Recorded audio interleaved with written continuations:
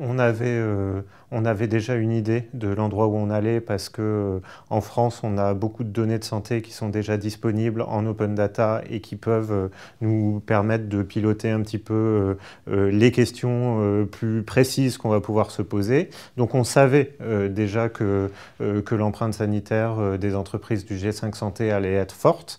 En revanche, ce que l'étude nous a permis de faire, c'est de la quantifier plus précisément.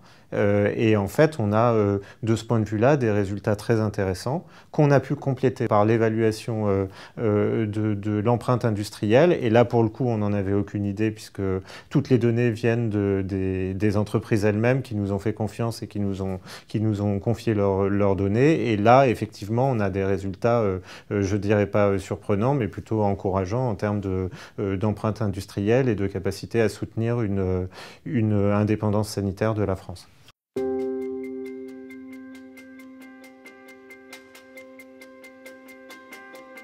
Ce qui est intéressant dans ces résultats, c'est que finalement, on a 8 patients sur 10 français qui consomment un médicament du G5, la moitié des patients chroniques français qui consomment au moins un médicament du G5, donc l'empreinte sanitaire est considérable.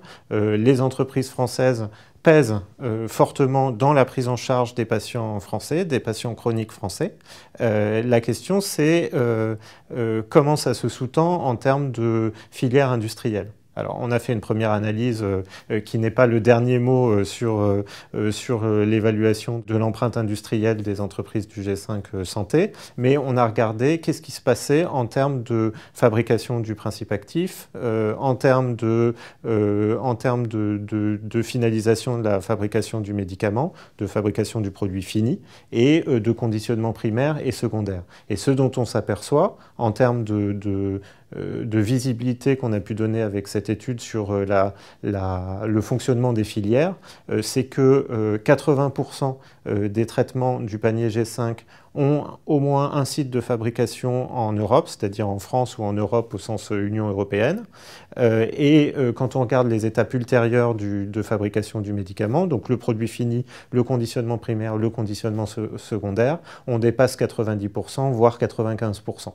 Donc on est en fait au total sur une très forte empreinte sanitaire qui est soutenue par une empreinte industrielle qui se déroule essentiellement en Europe. Donc on a là un outil, je pense, si on considère le panier G5, un outil fort et qu'il faut sans doute renforcer et consolider d'indépendance sanitaire de notre pays.